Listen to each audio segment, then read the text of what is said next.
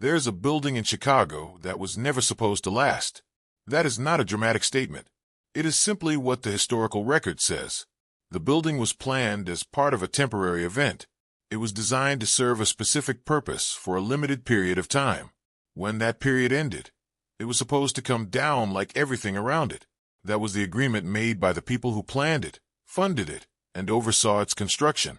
There was nothing unusual about that plan at the time. Temporary structures for large public events were common. You build what you need, you use it, and then you remove it. But this building was not removed. It is still standing today, more than 130 years after it was built. It sits in the same location it has always occupied, on the south side of Chicago, near the shore of Lake Michigan. It is not a ruin. It is not a preserved shell. It is a fully functioning institution. It operates today as the Museum of Science and Industry, one of the largest science museums in the entire Western Hemisphere. More than 1.5 million people visit it every year. It houses over 35,000 artifacts. It has permanent exhibitions, active programs, and ongoing operations. By any reasonable measure, it is a living, functioning building, not a monument to something that barely survived. Now, taken on its own, that might not raise any particular concern. Buildings get preserved all the time. Plans change. A structure intended for demolition gets reconsidered, gets funding, gets saved. That is a normal part of how cities evolve. Preservation decisions are made for all kinds of reasons: public pressure, cultural value, financial opportunity. None of that is unusual. But here is where the situation becomes harder to explain simply. This building did not survive alongside others. It survived alone. When the event it was built for came to a close in late 1893, nearly 200 other major structures that had been constructed on the same grounds were torn down. Not gradually, not over years, within months. The demolition was rapid, organized, and complete.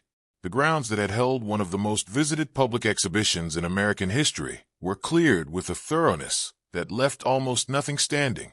That detail is worth holding on to for a moment. We are not talking about a site that slowly decayed over decades. We are not talking about a fair that wound down quietly and left buildings to deteriorate on their own. The structures were actively removed. The process was deliberate, and by the time it was finished, the physical evidence of what had stood there was almost entirely gone. So when this one building is examined in that context, the question changes. The question is not simply why it was preserved. The more interesting question is why everything around it was removed so completely, so quickly, and with such apparent intention. The contrast between this one surviving structure and the near-total absence of everything else is not a minor detail. It is the kind of gap that tends to surface when a historical account is examined carefully rather than accepted at face value. The event itself was called the World's Columbian Exposition of 1893. It was held in Chicago to mark the 400th anniversary of Columbus's arrival in the Americas. By the time it opened in May of that year, it had already drawn international attention. Countries from around the world sent exhibits. The grounds covered roughly 686 acres. The architecture was designed to echo ancient Rome and classical Greece, grand, formal, and deliberately impressive. And the scale of public response was unlike almost anything that had come before it. Over the course of 6 months, approximately 27 million people attended. To place that in context, the total population of the United States at the time was somewhere around 65 million. That means nearly half the country, in a single season, traveled to one location to see what had been built there. People came from rural towns and distant states. They saved money for months. They made long journeys by train. Contemporary accounts describe visitors arriving already overwhelmed by anticipation and leaving in a state that many of them found difficult to put into words. Letters written home after visits used language that was unusually emotional. Words like heaven, paradise, a dream. One account describes a farmer telling his wife, as they left the grounds, that it had been worth every sacrifice they had made to get there, including spending what he called the burial money. These were not people exaggerating for effect. These were ordinary individuals describing, in plain language, an experience that had clearly affected them deeply. And then, within a year, what they had seen was gone. This is where the official explanation becomes important to examine. According to historical accounts, the buildings of the White City, as the central exhibition area came to be known, were intentionally temporary.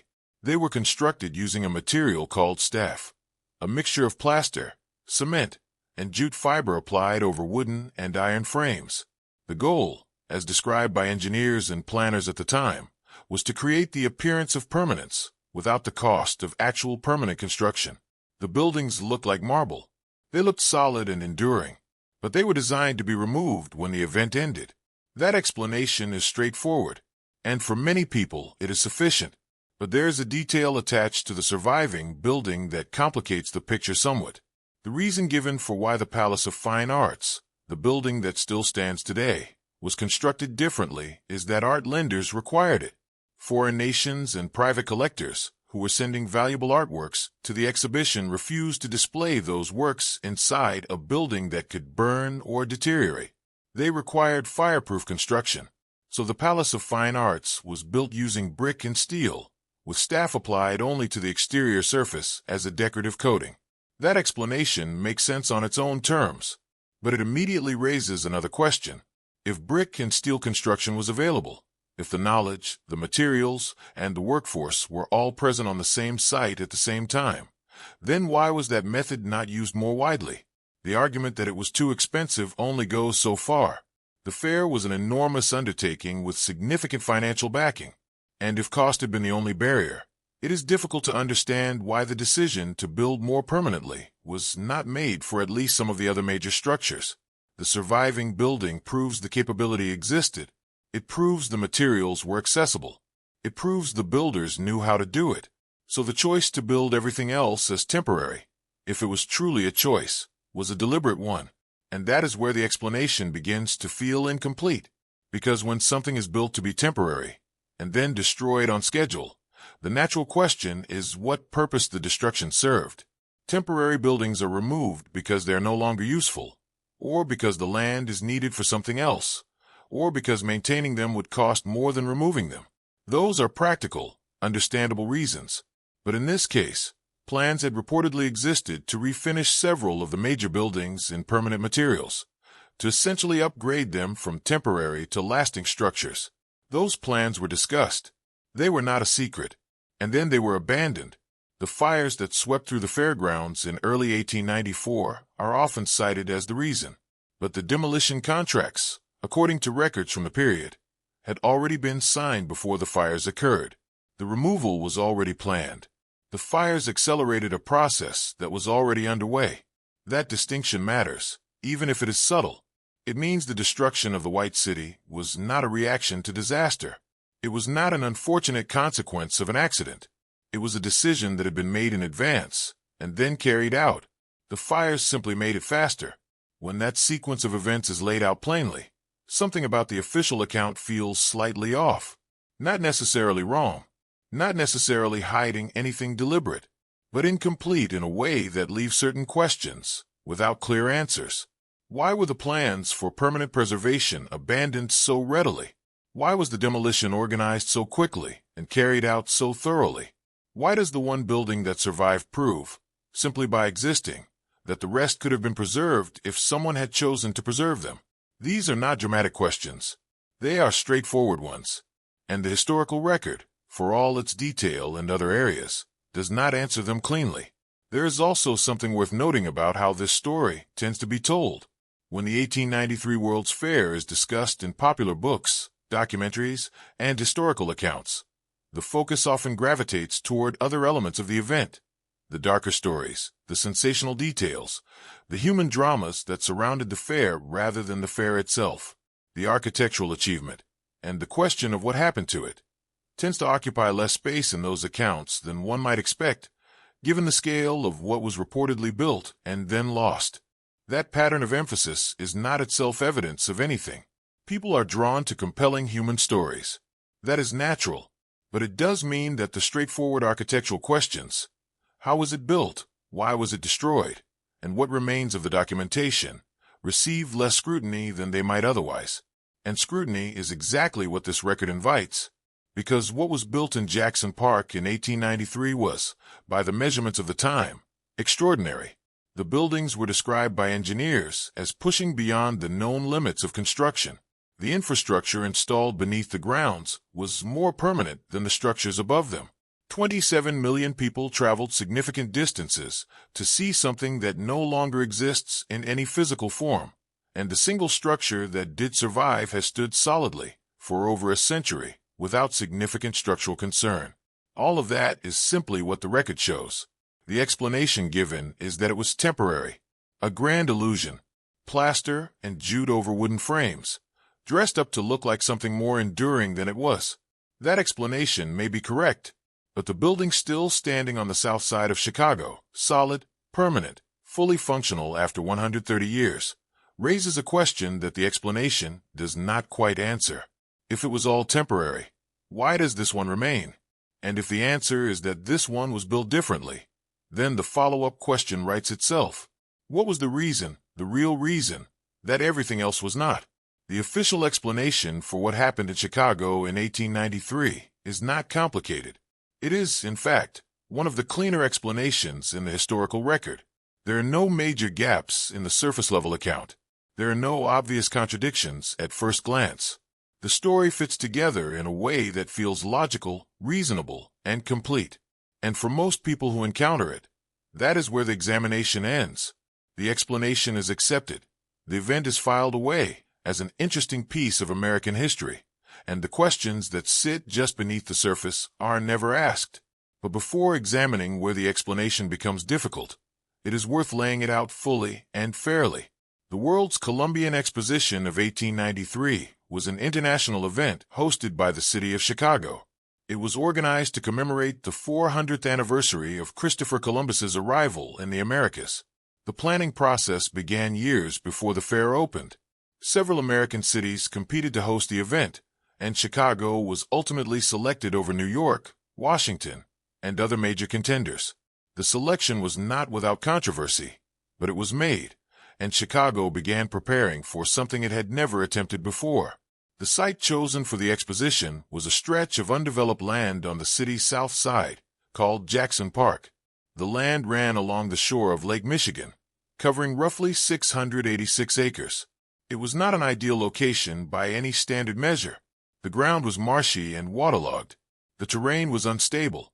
Large sections of the site were essentially swampland, unsuitable for construction without significant preparation work. Despite those conditions, construction began in January of 1891. The fair opened to the public on May 1, 1893.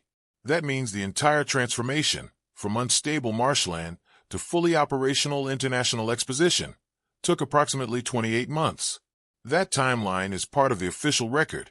It is not disputed, and at this stage of the explanation, it is presented simply as a remarkable achievement of American industrial organization and workforce mobilization. The buildings themselves, according to historical documentation, were designed with a very specific philosophy in mind. They were not built to last. This was a deliberate decision made by the planners and architects from the beginning. The goal was visual impact, not structural permanence. The exposition needed to impress millions of visitors during a fixed period of time. After that period ended, the structures would serve no further purpose, and maintaining them would cost money that no organization had committed to spending. To achieve this, the builders used a construction material that had been developed and refined specifically for applications where appearance mattered more than longevity. This material was called staff. It was composed of a mixture of plaster, Portland cement, and jute fiber, natural plant fiber that added flexibility and strength to the mixture. When combined in the right proportions, staff could be poured into molds, shaped, carved, and applied to surfaces. It dried hard and smooth. It could be painted white to resemble marble. From a reasonable distance, and even up close in many cases, it was convincing. The technique was not entirely new. Staff had been used in European exhibitions before Chicago, but the scale on which it was applied at the 1893 fair was unprecedented. Entire building facades, columns, cornices, arches, decorative surfaces were constructed from this material, applied over frames made of wood and iron. The result was a collection of structures that looked, to the eye of a visitor walking through the fairgrounds, like genuine stone buildings of classical design. One engineer involved in the project described the goal plainly. The aim, he said, was making the best show for the least money. That phrase captures the intent accurately. The fair was a performance. The buildings were, in a very real sense, stage scenery, extraordinarily detailed and large-scale scenery, but scenery nonetheless. They were functional for the duration of the event. They were never meant to be anything more than that. The architectural style chosen reinforced this theatrical quality. The central exhibition area, which came to be known as the White City, was modeled on the classical architecture of ancient Rome and Greece. Colonnades, domed roofs, grand facades, symmetrical layouts. All of it was designed to evoke a world of permanence, order, and grandeur that the buildings themselves did not actually possess. The visual language communicated one thing. The construction materials communicated something quite different. When the fair closed at the end of October 1893, the next phase of the plan was already in motion. Demolition had been anticipated from the beginning. There was nothing unexpected about the removal process. The structures had served their purpose. The grounds needed to be cleared. Contracts for removal had been arranged. The process of dismantling what had been built was set to begin in an organized fashion. Then, in January of 1894, fires broke out across the fairgrounds. The fires moved quickly and caused significant destruction across the central exhibition area. Contemporary accounts attributed the fires to vagrants who had been sheltering in the abandoned buildings during the winter months. Whether that explanation fully accounts for what happened is a question that will be examined more carefully later. But the official record describes the fires as the event that accelerated a demolition process that was already underway. By the time the clearing was complete, almost nothing remained of what had stood there. The staff facades had crumbled or burned. The wooden frames had been dismantled or consumed. The iron and steel elements were sold as scrap. The materials that could be reused were removed. The materials that could not were left to deteriorate or were cleared away. Within roughly a year of the fair's closing, the site had been largely emptied. The one clear exception was the Palace of Fine Arts. This building survived, and the official explanation for why it survived is specific. The Palace of Fine Arts had been built to different standards than the other exhibition structures, because the organizations lending artworks to the fair required it. Governments, private collectors, and cultural institutions from multiple countries had agreed to display valuable and irreplaceable works in Chicago. Before they would agree to do so, they required assurances that those works would be housed in a fireproof structure. Staff facades over wooden frames did not meet that standard, so the Palace of Fine Arts was constructed using brick and steel, with staff applied only as a surface coating on the exterior. The core of the building was genuinely permanent. Because of that difference in construction, the building survived what the others did not. It was later restored and reinforced in the early 20th century, and it has continued to function ever since. Today it operates as the Museum of Science and Industry. That is the complete official account. Laid out this way, it is coherent. Each part connects to the next. The decisions made sense given the goals of the planners. The outcome, temporary buildings demolished, one permanent building preserved, follows logically from those decisions. And yet, when the account is examined not as a summary, but as a sequence of specific decisions and specific facts, certain details begin to sit less comfortably than they first appear. The choice to build temporary is presented as a straightforward financial decision, but the Palace of Fine Arts demonstrates that permanent construction was not beyond the capability or the budget of the project. The materials were available. The knowledge was present. The workforce was on site. If brick and steel construction was feasible for one building, the barrier to using it more widely was a matter of priorities, not possibility. That distinction is important, and the official account does not fully address it. The explanation for the fires is presented as straightforward, but the details recorded at the time include elements that the simple explanation does not entirely account for. Multiple separate fire attempts were documented before the main blaze. Guards reported unusual activity inside the buildings in the nights leading up to the fires. These details are part of the historical record. They are not inventions of later interpretation, and they raise questions about whether the fires were as accidental or as simply explained, as the official account suggests. The The demolition timeline is presented as planned and organized, but the speed with which everything was cleared, and the completeness of that clearing, goes beyond what simple practicality required. Cities regularly preserve the remains of temporary events for years after those events end. The grounds of the 1893 exposition were cleared with a thoroughness that left almost no physical trace. None of these observations prove that the official explanation is wrong, but each one is a place where the explanation, when pressed, does not fully hold its shape.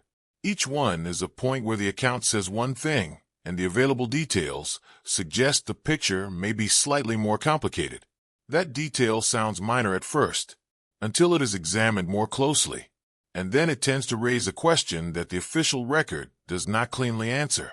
The accepted version of events is clean and logical.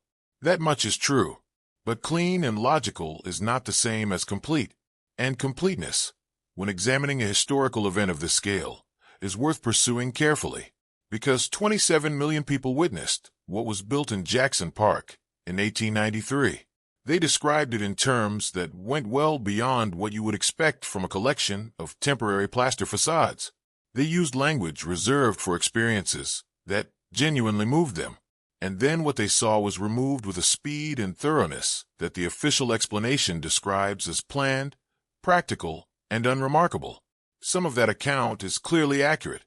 Some of it is supported by documentation that holds up to examination, but some of it, when the specific details are laid alongside the specific explanation, does not fully make sense. And that gap, small as it may appear at first, is exactly where this investigation begins. The official explanation, as examined in the previous account, presents the 1893 World's Fair as a deliberate exercise in temporary construction.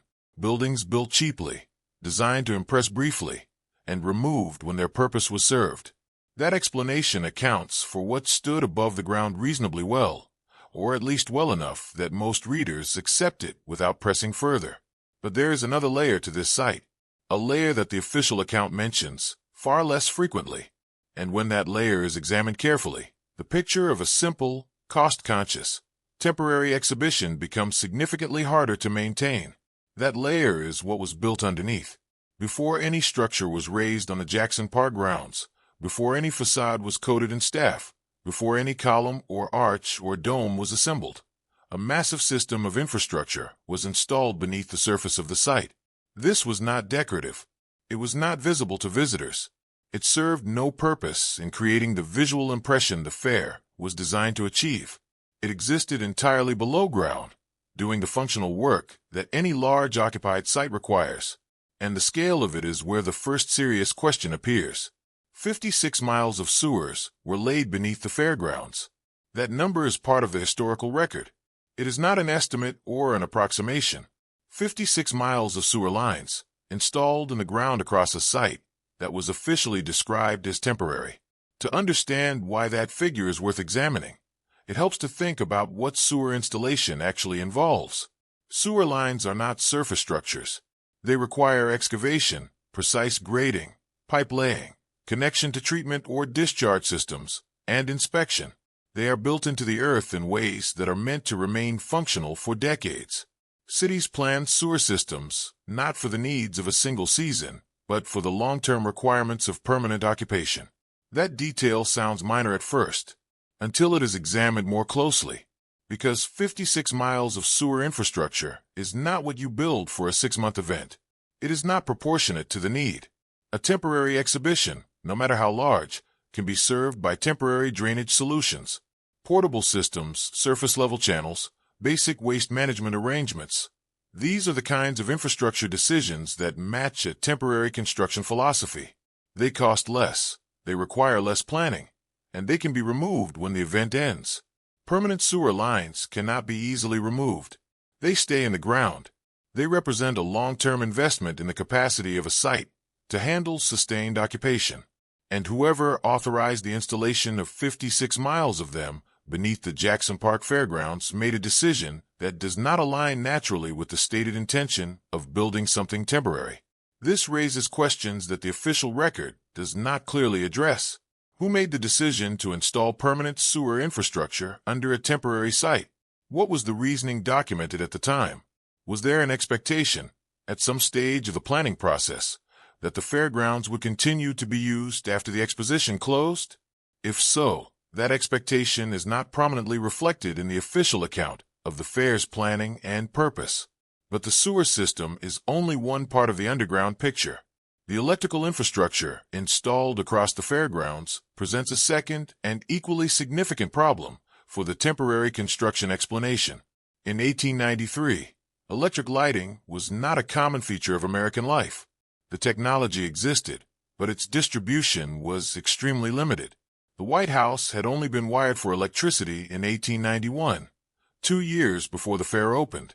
For most American households, an electric light was not something they had ever encountered in person.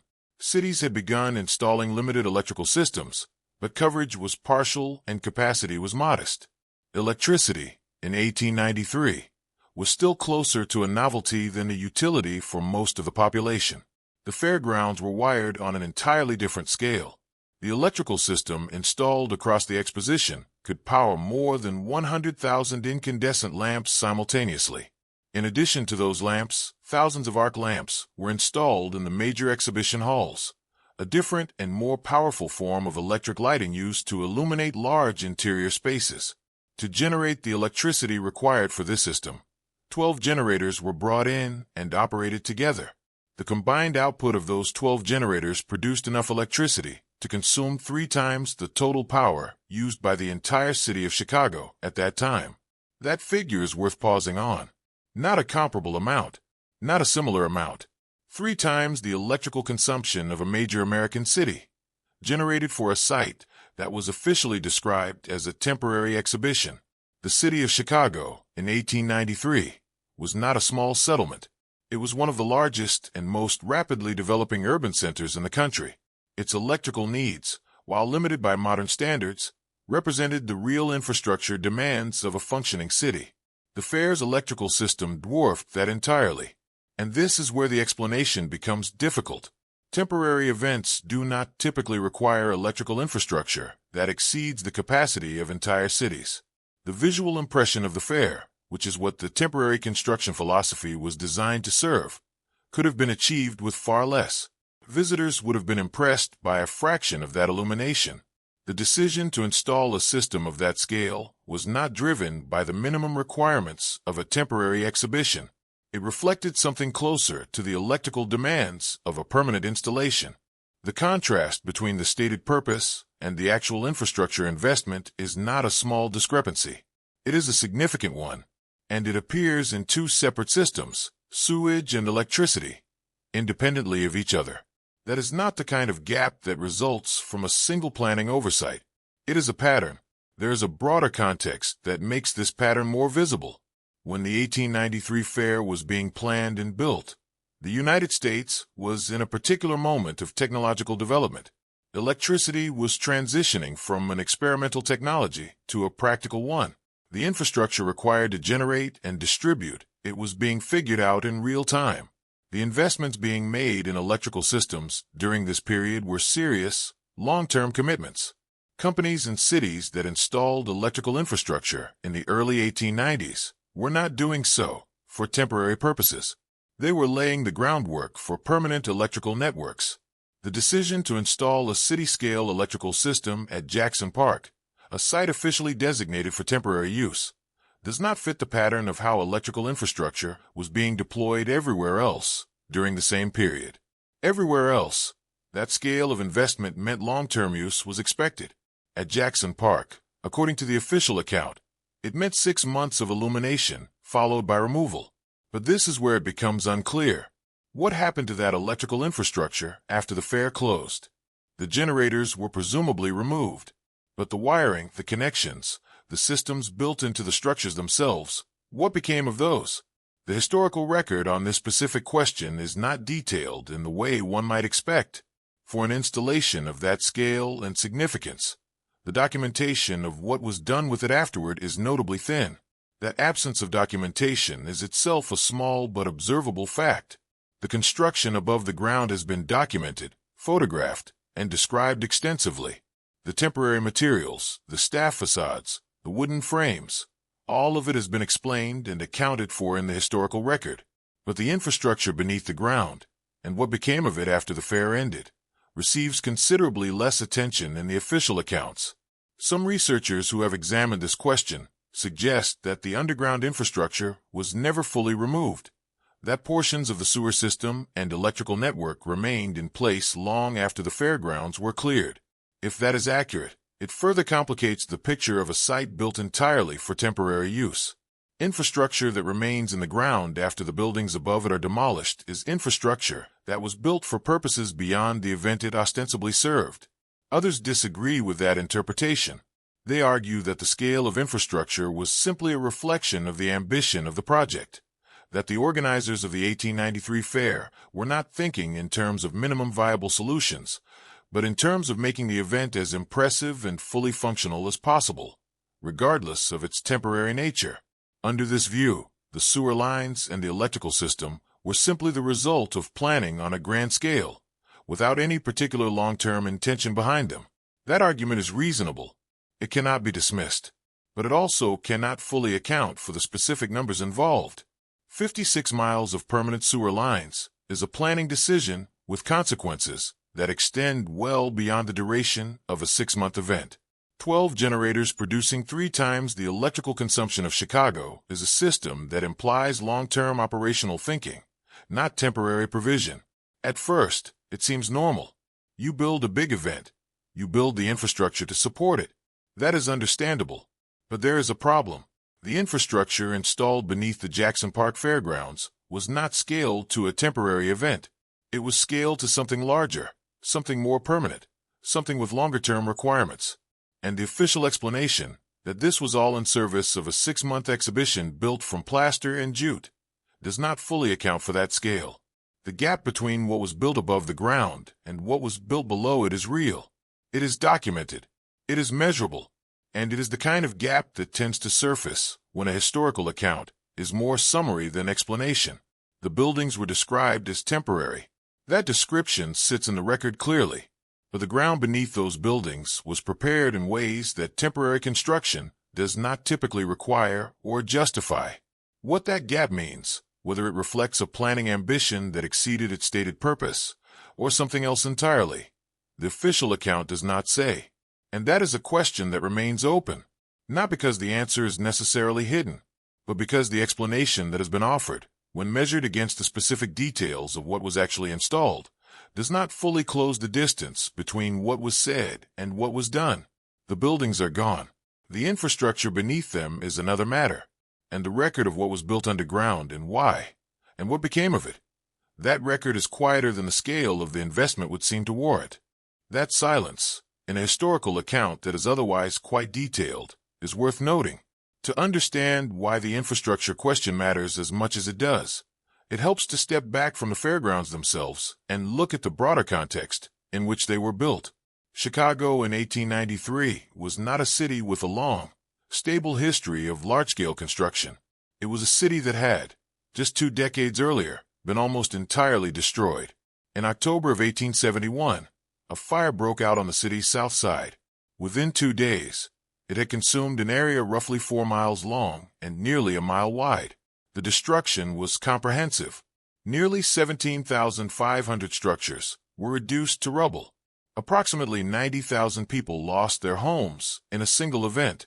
The financial loss was estimated at around $200 million, an enormous sum for the period.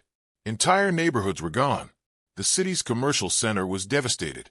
For a brief period, it was genuinely unclear whether Chicago would recover at all, or whether the destruction was simply too complete to rebuild from in any reasonable time frame. But Chicago did recover, and it recovered with a speed that itself drew attention and comment at the time. Within years of the fire, new construction was underway across the city. New building techniques were being developed and applied. Chicago became, in the decades following 1871, one of the most active sites of architectural experimentation in the world. The steel-frame skyscraper, as a building type, was essentially developed in Chicago during this period. Engineers and architects were working at the edge of what was technically possible, and the city's need to rebuild quickly created the conditions for rapid innovation. That context is important. It explains why Chicago was positioned, by the early 1890s, to attempt something as ambitious as the world's Columbian Exposition. The city had experience with large-scale, fast-moving construction. It had a workforce that had been mobilized for major building projects before. It had architects and engineers who had been pushing the boundaries of their field for 20 years. All of that is true, and the official account uses this context to support the argument that the 1893 fair, while extraordinary, was a natural extension of what Chicago had already demonstrated it could do. But here is where the context, when examined more carefully, begins to complicate the explanation rather than support it. The site chosen for the exposition was not a cleared urban lot or a previously developed area. It was Jackson Park, a stretch of marshy, waterlogged land along the shore of Lake Michigan. The ground was unstable. Large sections were effectively swamp.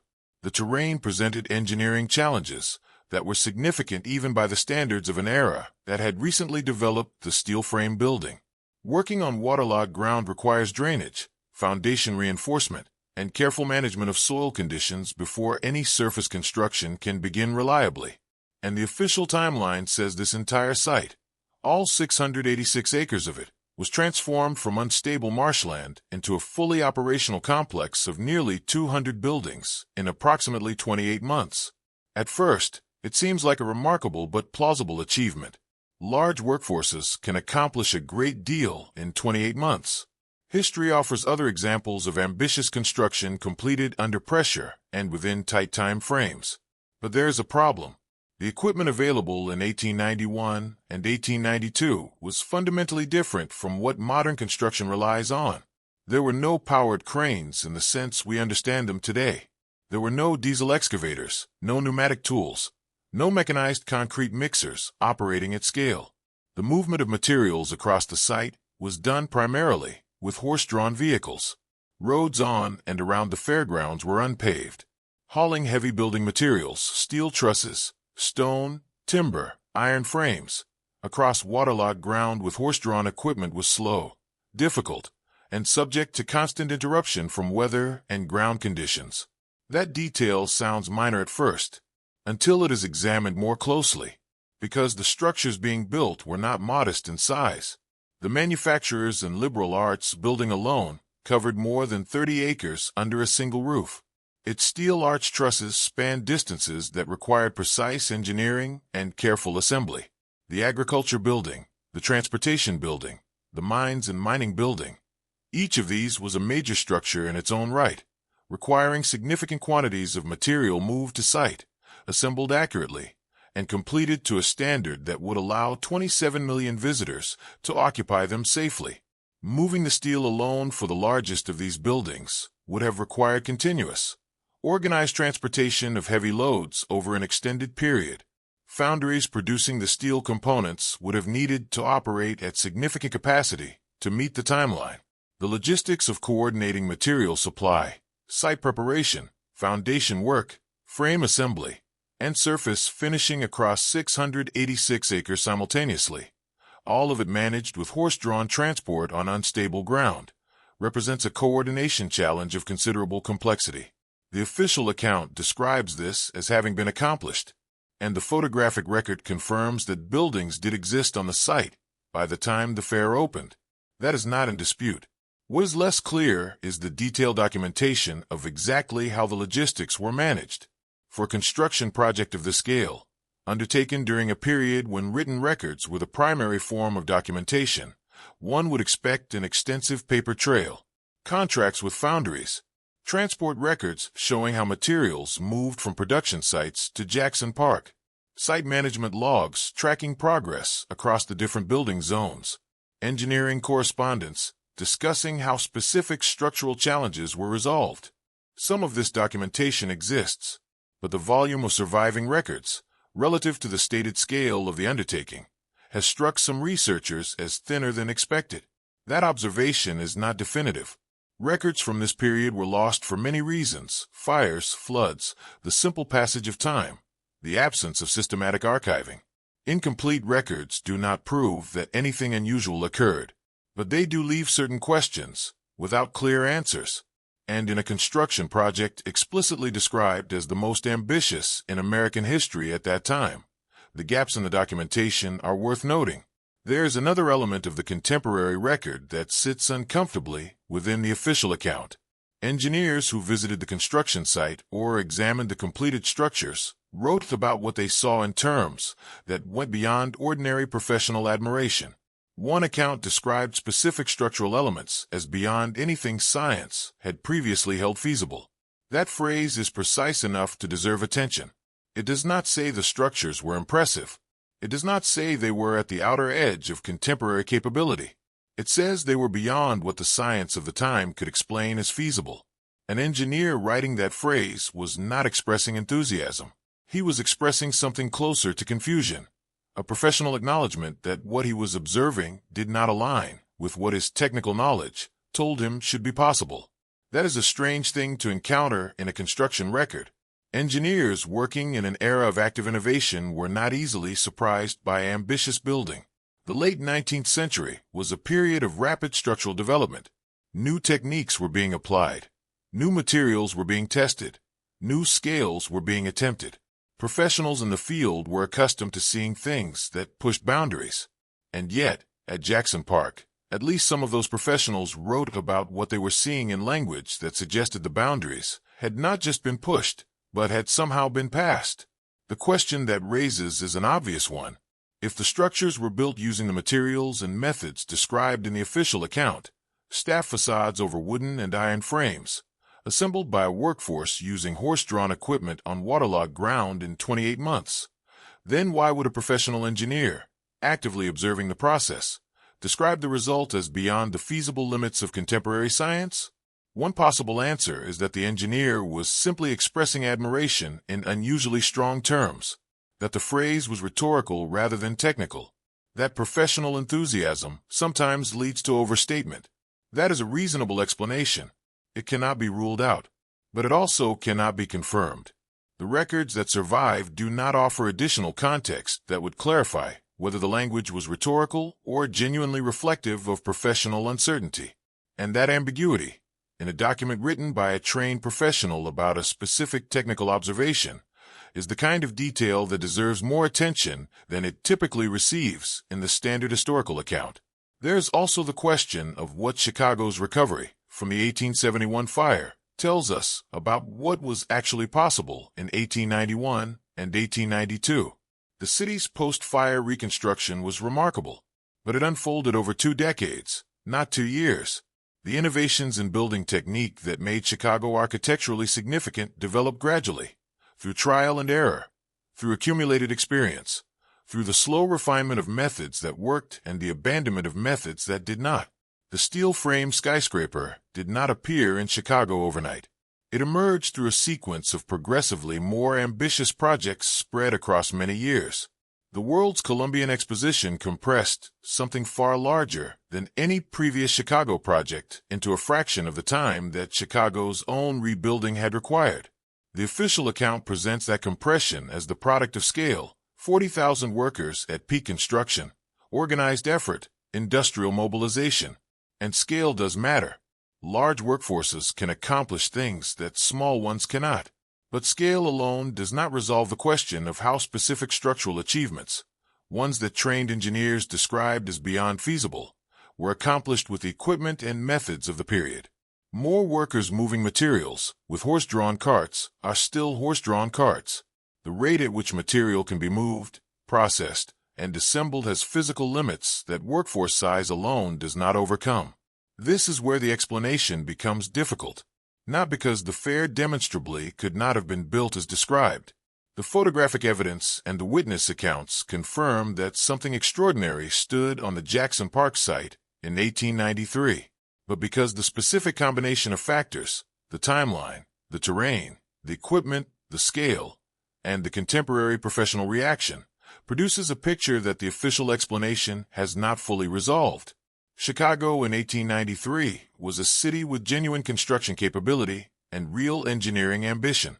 That much is clear from the record.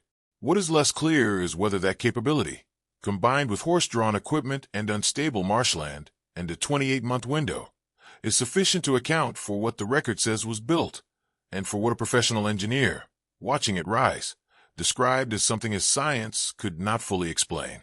That question sits in the record quietly.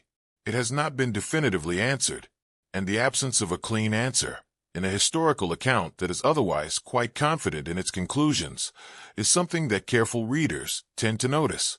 Among all the structures built on the Jackson Park grounds in 1893, one stood apart from everything else, not just in size, though the size alone was enough to separate it from any other building in the world at that time.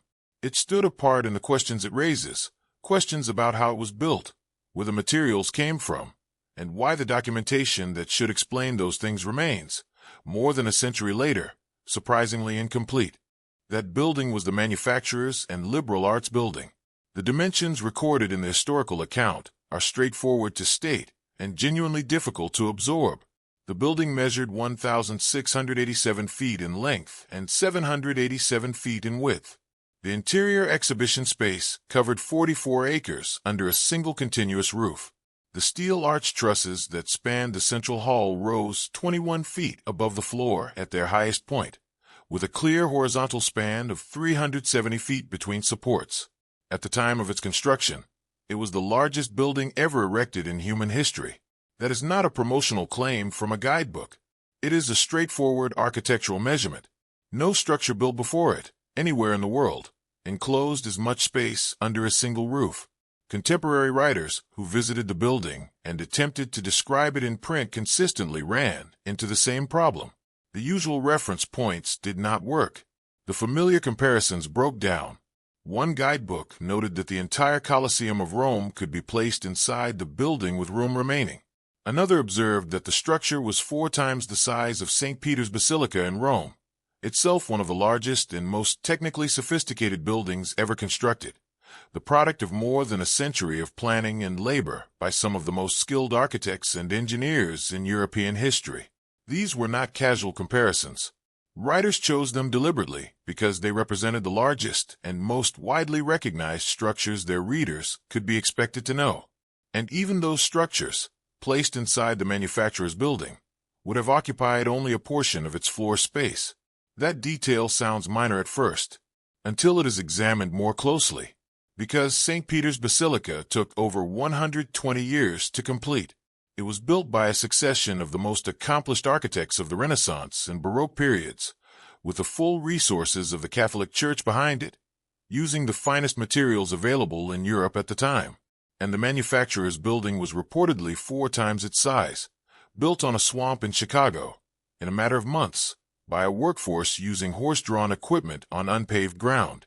Not years, months. The official record is consistent on this point. The timeline for the construction of the major exhibition buildings at the 1893 fair is measured in months, not years. The overall project ran from January 1891 to May 1893. 28 months total, from the beginning of site preparation to the opening of the fair. Within that window, the site had to be drained and stabilized, foundations had to be laid, structural frames had to be assembled, and surface finishes had to be applied across nearly 200 buildings. The manufacturer's building, as the largest and most structurally complex of those structures, would have required the greatest share of that time and effort. But the specific timeline for when each phase of its construction began and ended is not clearly documented in the surviving record. What is documented is the result. The building existed. It was photographed extensively. Millions of visitors walked through it and recorded their impressions. The physical reality of the structure is not in question. What is less clear is the sequence of decisions, logistics, and physical operations that produced it. Begin with the steel.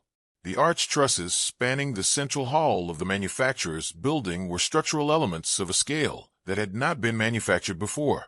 A clear span of 370 feet requires steel components of considerable size and precise engineering.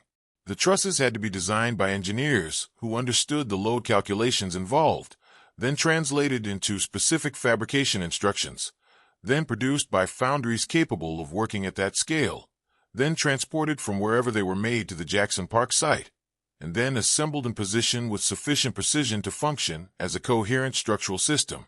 Each of those steps leaves a trace in the historical record under normal circumstances. Engineering firms keep design documents. Foundries keep production records. Transportation companies keep shipping records. Construction supervisors keep site logs. For a project explicitly described as the most ambitious construction undertaking in American history at that time, the paper trail generated by those steps should be substantial. And this is where the explanation becomes difficult. The surviving documentation for the specific logistics of how the manufacturer's building structural steel was produced and moved to site is not as detailed as the scale of the project would suggest. Some records exist. The project was not undocumented in a general sense, but the foundry records showing which facilities produced the steel components, in what quantities, on what schedule, and how they were transported to Jackson Park, that level of specific logistical documentation is not readily available in the historical record as it currently stands. This raises questions that researchers working with this period have noted, without fully resolving. It is possible that records were lost. The late 19th century was not an era of systematic archival preservation. Documents were kept by individual companies and individuals, and their survival depended on circumstances that were often beyond anyone's control. Fires, floods, business closures, estate dispersals. All of these could account for gaps in the documentary record without implying anything unusual about the construction itself. That explanation is reasonable. It has to be acknowledged honestly, but it is also incomplete as a full account, because the construction of the manufacturer's building was not an ordinary commercial project. It was a nationally significant undertaking, covered extensively by newspapers and magazines throughout its construction. Journalists visited the site regularly. Engineers and architects gave interviews. The fair's organizational committee maintained offices and correspondence. The level of public and institutional attention directed at the project during its construction was unusually high. Projects that attract that level of attention tend to generate more surviving documentation, not less. The institutional memory of significant events is usually better preserved than that of ordinary ones, precisely because more people were paying attention and more organizations had reason to maintain records. The relative scarcity of specific logistical documentation for the manufacturer's building is therefore not easily explained simply by the passage of time or the accidents of archival preservation. However, the timeline does not fully match expectations in another respect as well. Consider what the transportation of large steel components would have looked like in 1892. The steel had to move by rail to the Chicago area, then from rail yards to the Jackson Park site by road. The roads around Jackson Park were not paved. The ground on the site itself was, at the beginning of the construction period, waterlogged and unstable. Moving heavy steel trusses across that kind of terrain required either that the ground be sufficiently stabilized before the steel arrived, or that some other method of moving materials across difficult terrain was employed. The documentation of how this specific logistical challenge was resolved is not detailed in the accounts that survive.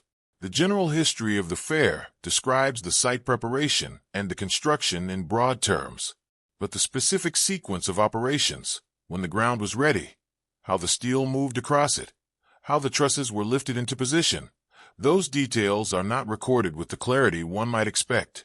At first, this seems like the kind of gap that simply reflects the limits of historical documentation. Not every detail of every project from the 1890s was recorded and preserved, but there's a problem with accepting that explanation too quickly. Other large construction projects from the same period are documented in considerably more detail. The construction of the Brooklyn Bridge, completed in 1883, is documented through engineering correspondence, site reports, financial records, and photographic evidence that together give a reasonably complete picture of how it was built. The construction of early Chicago skyscrapers from the same era is similarly documented. The technical literature of the period regularly included detailed accounts of how significant structural achievements were accomplished, precisely because engineers at the time understood they were working at the edge of their field and wanted the methods recorded. The manufacturer's building was, by any measure, a more significant structural achievement than most of what was being built in the same period. It was explicitly described as the largest building in human history. The engineering challenges it presented were real and recognized by professionals at the time. And yet the detailed technical documentation that comparable projects generated is not present in the surviving record to the degree that the building's significance would seem to warrant. That gap is observable. It is not a matter of interpretation. The documentation that exists for this building, relative to its stated scale and significance, is thinner than the pattern of the period would lead one to expect. Some researchers suggest this is simply a consequence of the fair's temporary nature.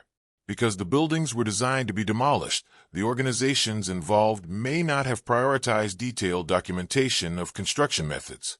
There was no expectation that anyone would need to replicate the process. The practical incentive to record how things were done was lower than it would have been for a permanent structure. Others find that explanation unsatisfying. Temporary or not, the manufacturer's building was the largest structure ever built. The engineers who designed and assembled it were working in territory that had no precedent. The methods they used to solve problems that had never been encountered before at that scale were, by definition, new knowledge. The absence of detailed documentation about that new knowledge is not what the professional culture of the period would naturally produce. Both positions exist in the literature. Neither has been resolved. What remains is the building itself, or rather, what the building leaves behind in its absence. The photographs, the visitor accounts, the measurements recorded in guidebooks and engineering journals. The single surviving structure nearby that proves permanent construction was possible on the same site, with the same workforce. And the questions that the documentation does not answer. How were steel trusses of unprecedented size manufactured, transported across unstable ground, and assembled into a structure that professionals described as beyond the known limits of their science? In months, not years, using horse-drawn equipment. Where are the foundry records? Where are the transport logs? Where is the engineering correspondence that should document, in the detailed language of professionals solving new problems, how the most ambitious construction project in American history was actually accomplished? The building existed. That is confirmed. How it came to exist, the specific, documented, step-by-step account of the logistics and methods involved. That part of the record remains quieter than the scale of the achievement would naturally suggest. And that silence, sitting at the center of a story that is otherwise told with considerable confidence, is a detail worth carrying forward as this investigation continues. Up to this point, the questions examined have centered on construction, on timelines, materials, infrastructure, and the gap between what was officially described and what the physical evidence suggests. Those questions are significant on their own. But there is another element that enters the story of the 1893 World's Fair, and it does not simplify the picture. It deepens it. That element is electricity. Specifically, it is what happened at the fair involving Nikola Tesla, George Westinghouse, and a demonstration of electrical technology that, by any reasonable measure, should have changed the direction of the following century far more dramatically than it did. To understand why this matters, it helps to understand what the electrical landscape looked like in the early 1890s. At that time, there was a genuine and serious competition underway between two different approaches to generating and distributing electrical power. On one side was Thomas Edison, who had developed and commercialized a system based on direct current. On the other side was George Westinghouse, who had partnered with Nikola Tesla to develop an alternating current system. The two approaches were technically different in ways that had significant practical consequences. Direct current could not be transmitted over long distances without losing much of its power. Alternating current could be stepped up or down using transformers, allowing it to travel efficiently across much greater distances before being converted for use. The implications of that difference were enormous. If alternating current worked reliably at scale, it could power not just individual buildings or city blocks, but entire regions from centralized generating stations. It would fundamentally change what electrical distribution was capable of. Edison understood this, and he actively opposed the adoption of alternating current through public demonstrations of its dangers, through lobbying, and through the considerable influence his name and reputation carried in the industry. The 1893 World's Fair became the stage on which this competition was formally decided. The fair's organizers put the contract to light the exposition out for competitive bidding. Edison submitted a bid of $554,000 to power the fairgrounds using his direct current system. Westinghouse submitted a lower bid of $399,000, proposing to use Tesla's alternating current technology instead. Westinghouse won the contract.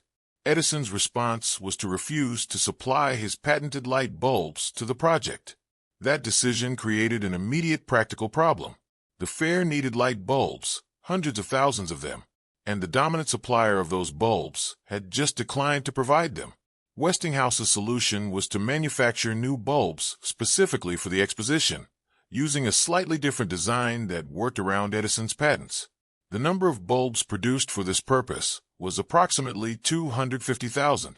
That figure is worth holding in context for a moment.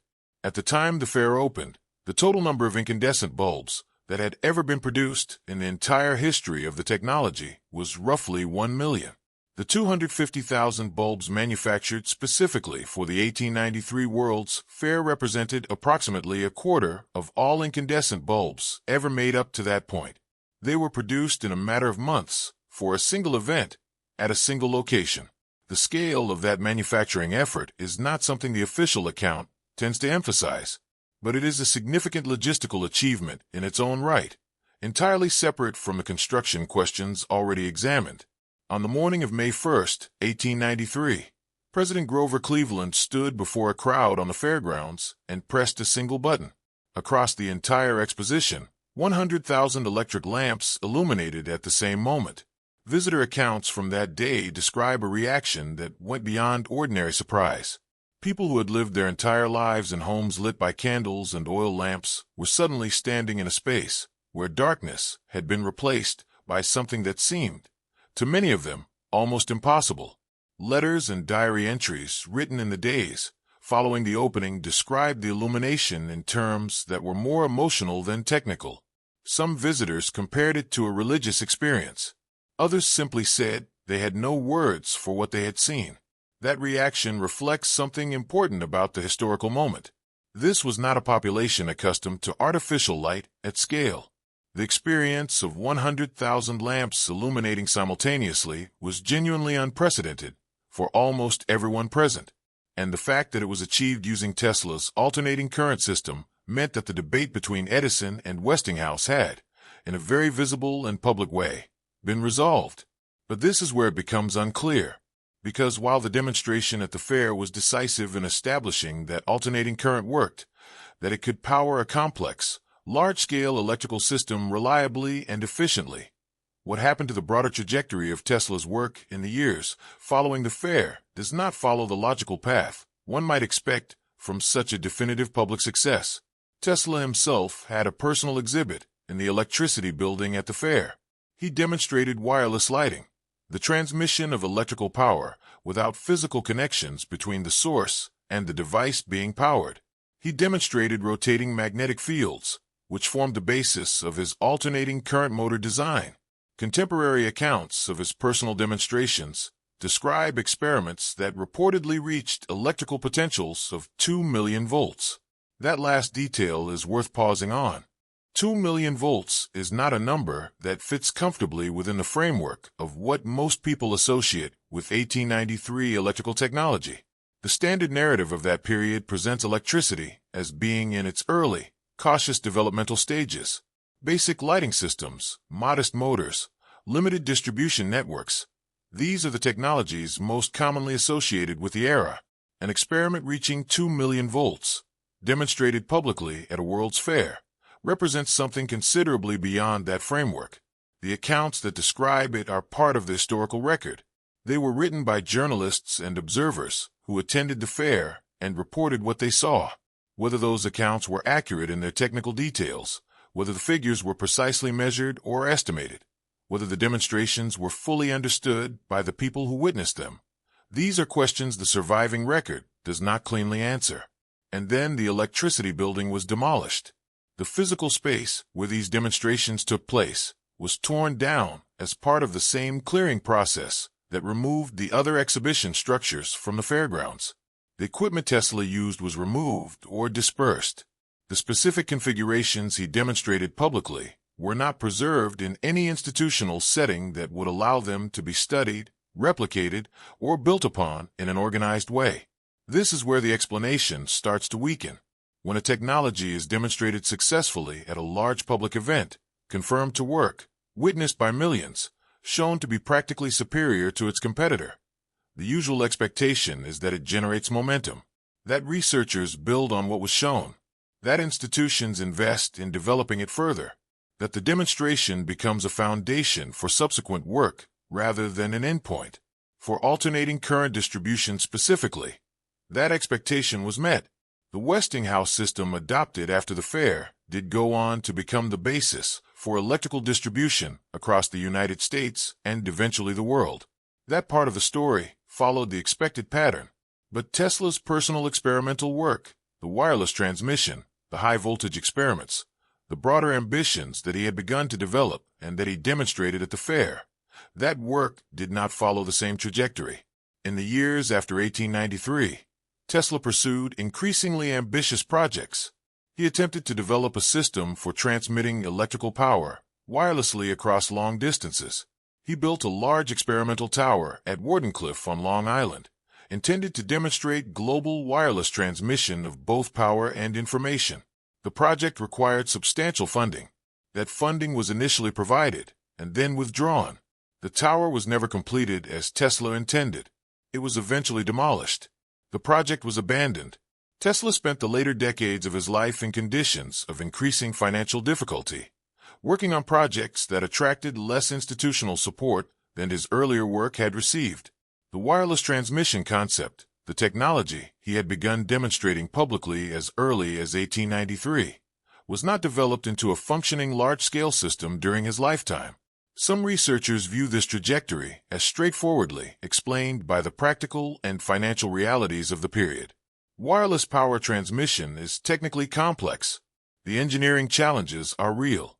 The business model for a technology that transmits power freely through the air is difficult to monetize in ways that attract sustained investment.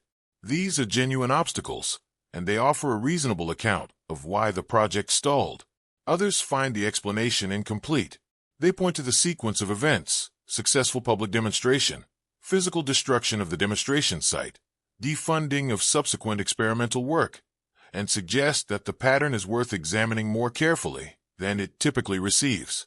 That position involves claims that go beyond what the documentary record can definitively support. It is worth being precise about that. The historical record does not contain evidence of a deliberate coordinated effort to suppress Tesla's work. What it contains is a sequence of events: demonstration, demolition, defunding. Whether those events are connected by intention or simply by the ordinary workings of financial and institutional decision-making is not something the available evidence resolves clearly. Both interpretations exist. Neither is fully settled. What is settled is the basic factual sequence. Tesla demonstrated technology at the 1893 World's Fair that was described by witnesses as unlike anything previously seen. The building where he demonstrated it was torn down.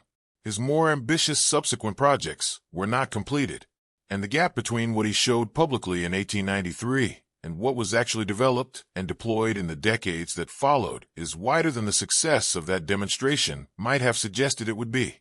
At first, the timing seems like an ordinary consequence of how technology development works.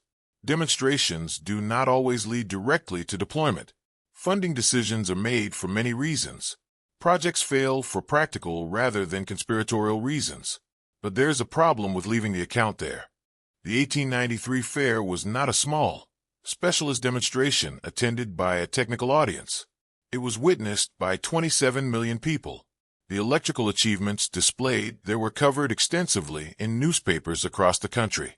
The public awareness of what had been shown was broad and genuine, and yet the specific work Tesla had demonstrated, not the alternating current distribution system, but the wireless transmission and high-voltage experiments, receded from public development in the years that followed with a completeness that the breadth of the initial demonstration makes difficult to fully account for. The technology was shown. The evidence of it was removed.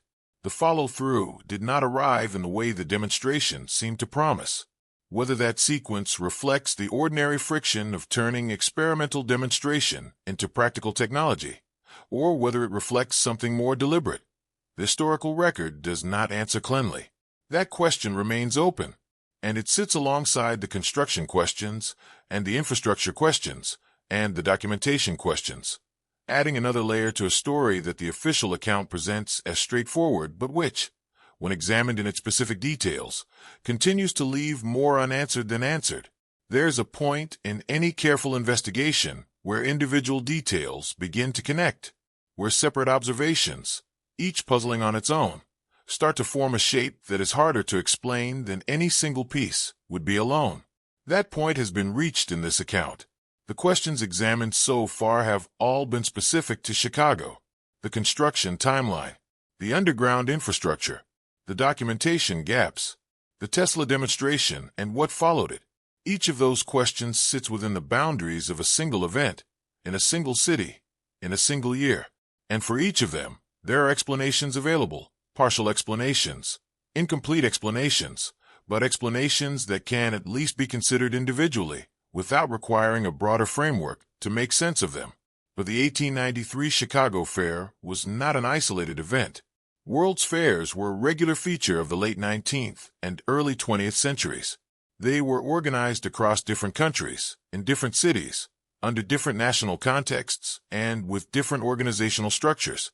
They were not coordinated by a single body or controlled by a single set of decision-makers.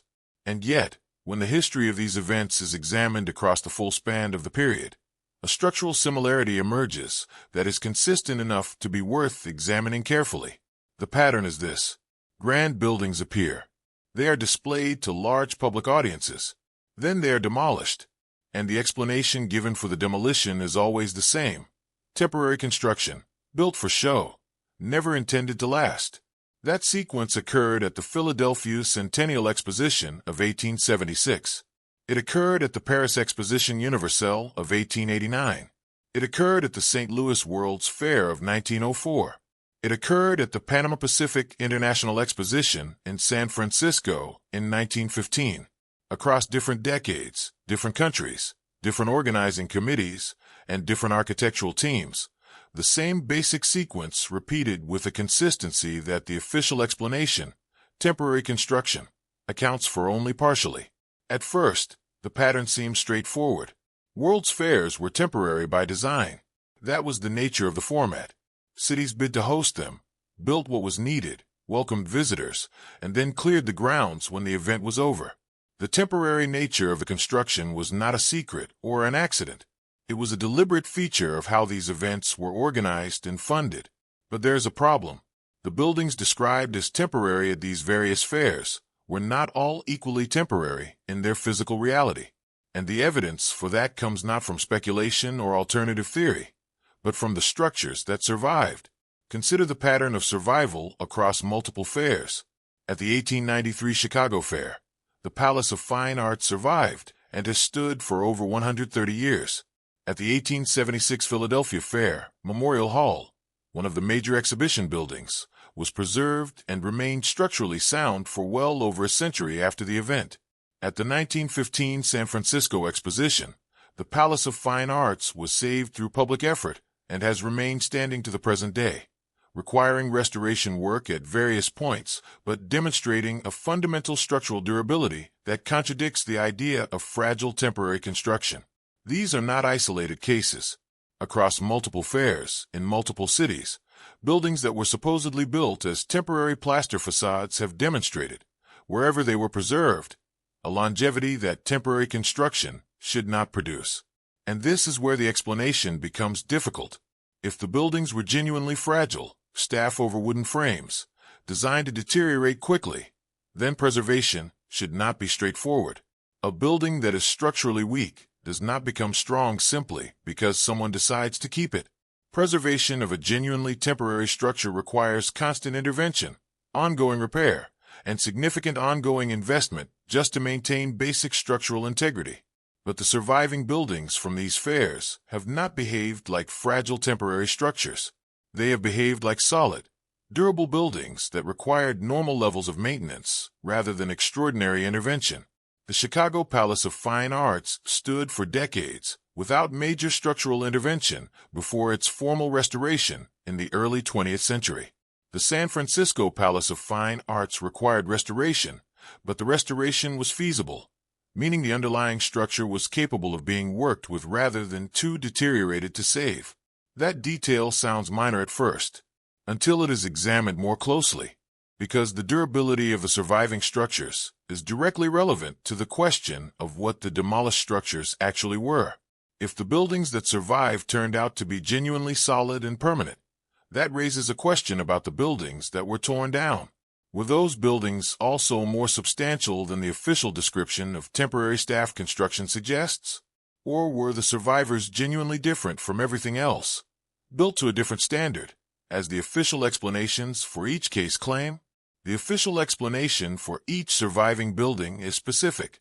Chicago, art lenders required fireproof storage. Philadelphia, the city decided to retain Memorial Hall as a permanent museum.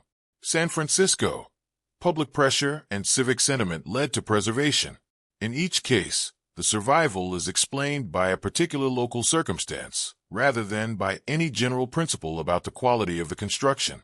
Those explanations are individually plausible. They cannot be dismissed simply because they are convenient, but the pattern they collectively produce is worth examining. In every case where a building from this period was preserved rather than demolished, it proved durable. In every case where buildings were demolished, the official record describes them as too fragile to have lasted anyway. The two categories never overlap. Buildings that were kept turned out to be solid. Buildings that were removed were described as temporary. The record contains no examples of a supposedly temporary building being preserved and then proving to be as fragile as described. That consistency is not proof of anything, but it is a pattern that the official account does not fully address. Some researchers who have examined World's Fairs across this period argue that the repetition of the sequence, grand construction, public display, systematic demolition, standard explanation, is too consistent to result simply from the nature of the format. They suggest that the regularity of the pattern across different countries and decades implies something more deliberate than the ordinary logic of temporary event planning would produce. Others disagree. They argue that World's Fairs worked the way they worked because the format was established early and then replicated. Once the 1851 Crystal Palace exhibition in London demonstrated that a large temporary structure could serve as the centerpiece of an international event, subsequent fairs followed the model. The temporary construction philosophy was not a conspiracy. It was a convention, an established way of doing things that later organizers adopted because it had worked before. That argument is reasonable and well supported by the historical record of how World's Fairs were organized and funded. However, the timeline does not fully match expectations when the scale of demolition is considered alongside the scale of construction. Building something at the scale of the 1893 Chicago Fair or the 1889 Paris Exposition required enormous investment in planning, in labor, in materials, in infrastructure.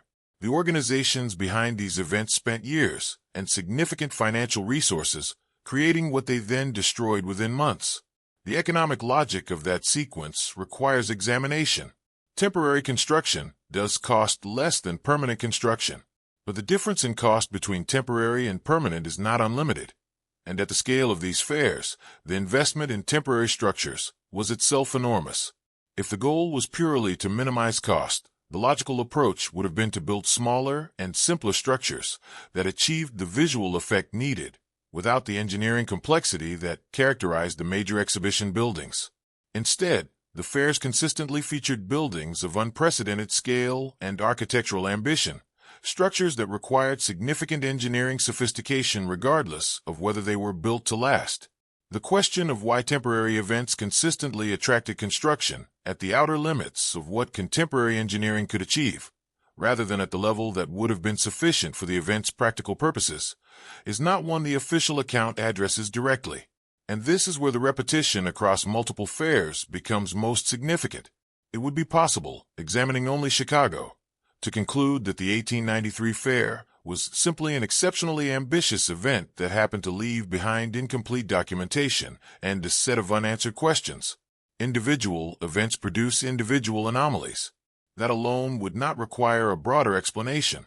But when the same basic anomalies appear at Philadelphia and Paris and St. Louis and San Francisco, when grand construction appears and then disappears on a schedule that repeats across decades and continents, the individual explanations for each case begin to feel less sufficient than they might if each case were considered alone. Some believe the repetition reflects deliberate pattern. Others say it reflects nothing more than a shared convention, the World's Fair format as it had developed by the latter half of the 19th century. The format was temporary. The buildings were temporary. The demolition was expected. The surviving structures were exceptions, explained by local circumstances. Both positions exist in the literature. Neither has been fully abandoned by researchers who have examined the question seriously. And that ongoing disagreement between people who have looked at the same evidence and reached different conclusions is itself an indicator that the evidence does not cleanly resolve the question. What is not in dispute is the pattern itself. The sequence of grand construction, public display, and systematic demolition repeated across multiple fairs, multiple cities, and multiple decades. The surviving structures proved durable wherever they were preserved. The official explanation for each case is locally specific, even as the broader pattern across cases remains consistent. Whether that consistency is the natural result of a shared event format, or whether it reflects something that the format was designed to accomplish, the record does not say clearly. And that is a question worth holding, not as a conclusion, but as an observation that the investigation has not yet found a complete answer to. The pattern exists. The explanation offered for it is partial, and partial explanations, when they repeat across enough cases, tend to suggest that something in the account has not yet been fully examined. The closing of the 1893 World's Fair was not a gradual or peaceful conclusion. It did not wind down in the way that large public events typically end, with a scheduled ceremony, a formal goodbye, a quiet transition from active exhibition to post-event clearance. The fair's ending was abrupt, and the circumstances surrounding that ending, when examined alongside what happened to the buildings in the weeks that followed, add another layer of difficulty to the official account. The exposition had been scheduled to close with formal ceremonies on October 30th, 1893. Those ceremonies were planned. Preparations had been made. But 2 days before the closing date, the mayor of Chicago, Carter Harrison Sr., was assassinated at his home by a disgruntled job applicant. The planned closing ceremonies were canceled out of respect. The fair closed without the formal conclusion that had been arranged. Visitors who had traveled significant distances to witness the official end of the exposition found instead a site that had simply stopped. That abrupt ending is a matter of historical record. It is not in dispute, and on its own, it is a tragic but explicable circumstance. Political violence occurred throughout this period of American history. The assassination of a public figure was not without precedent. But the closing of the fair under those conditions meant that the transition from open exposition to post-event clearance happened without the kind of public ceremonial closure that might have generated additional documentation, additional reflection, and additional scrutiny of what was about to happen to the buildings. The fair closed. And then, very quickly, the buildings began to disappear. By January 8, 1894, approximately 10 weeks after the fair closed, a major fire had swept through the central exhibition area. The peristyle, a long colonnade that had formed one of the most photographed architectural features of the White City, was destroyed. The casino was destroyed. The music hall was destroyed. The manufacturer's building, the largest structure on the grounds, sustained significant damage. 10 weeks. That is the interval between the closing of the fair and the destruction of its most prominent structures. Contemporary newspaper accounts attributed the fires to vagrants, homeless individuals who had been sheltering in the abandoned buildings during the Chicago winter. That explanation was offered quickly and accepted widely. The buildings were empty. The grounds were no longer guarded at the level maintained during the fair, and it was plausible that people seeking shelter in the cold months would have started fires for warmth that got out of control. At first, that explanation seems reasonable. Vacant large buildings in winter are genuinely vulnerable to this kind of incident. It is not an implausible account on its face. But there is a problem. The details recorded by guards and observers in the days before the main January fire do not describe the behavior of people seeking warmth. Guards on the fairgrounds reported witnessing figures entering the agricultural building during nighttime hours in the days leading up to the main blaze. The behavior those guards described was specific. Matches were lit. Not fires for warmth, matches. Lit and then apparently extinguished or left. The figures who entered the building did not remain inside. They disappeared, according to the accounts, through trap doors in the floor. That detail is in the historical record. It was reported at the time by the people whose job it was to watch the buildings, and it describes something that does not fit the explanation of accidental fires started by vagrants seeking shelter. People seeking warmth from the cold do not enter buildings, light matches, and then exit through trap doors in the floor. That sequence describes something deliberate. It describes someone who knew the building well enough to know where the trapdoors were, and who was present in the building not to shelter, but to do something specific, and then leave. This raises questions that the official account does not address. Who were these figures? The guards reported them, but apparently did not apprehend them. Were their identities ever established? Was any investigation conducted into the nighttime activity at the agricultural building in the days before the fires? The newspaper accounts from the period focus heavily on the fires themselves and the damage caused, but the details about what preceded the main blaze, the nighttime entries, the matches, the trap doors, appear in the record without follow-up. They are noted and then not pursued. 3 separate attempts to burn the agricultural building were documented before the main January fire. 3 attempts. That number is specific and it is recorded.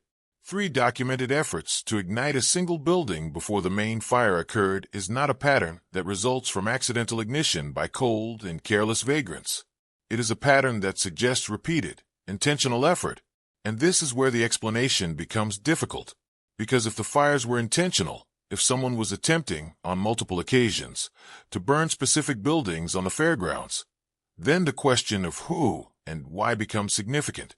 And the official explanation of vagrant-caused accidental fires does not account for the documented evidence of repeated deliberate attempts. The speed with which the fire spread when it finally took hold was also noted at the time. Newspaper accounts describe the fire in the casino spreading northward with surprising speed, and then jumping to the manufacturer's building. The word surprising appears in accounts written by journalists who were present.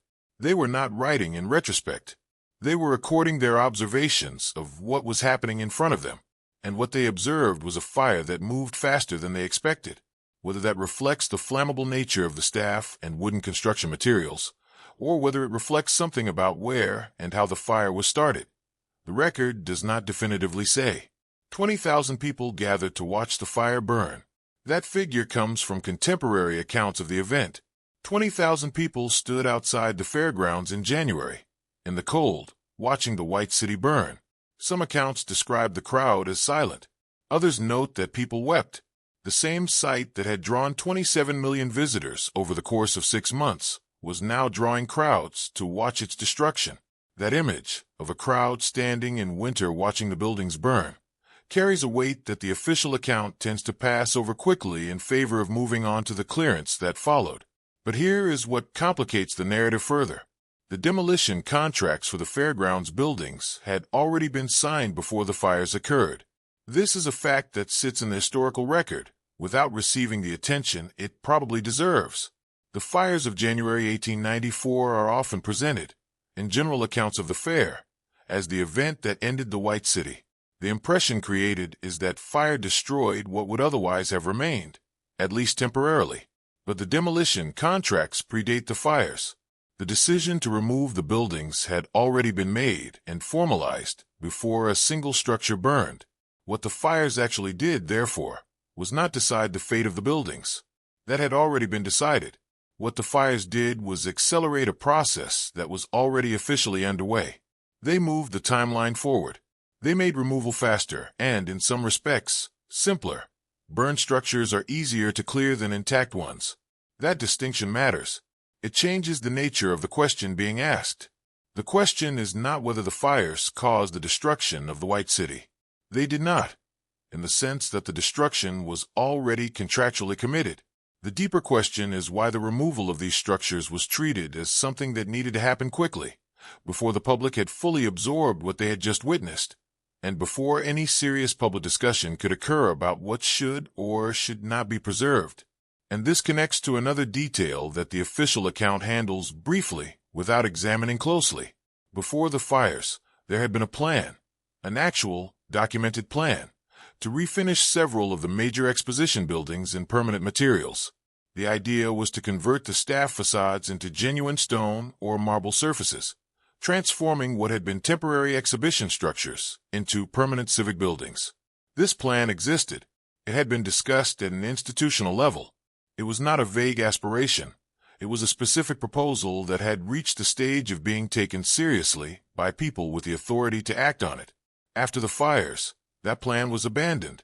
The official account presents this abandonment as a natural consequence of the fires. The structures were damaged. The momentum was lost. The practical window for preservation had closed. That explanation is plausible in broad terms, but the demolition contracts had already been signed before the fires. That means the decision to remove the buildings had been made before the fires occurred, and the plan to preserve them in permanent form was abandoned not after the fires made preservation impossible, but alongside a prior decision to demolish that had already been formalized. The sequence, laid out plainly, is this. A plan to preserve existed. A decision to demolish was made and contracted. Fires occurred. The preservation plan was abandoned. The demolition proceeded. At first glance, the fires appeared to be the turning point, the event that ended preservation and enabled demolition. But the demolition was already contracted before the fires. The fires simply resolved any remaining ambiguity about whether the preservation plan might still be reconsidered.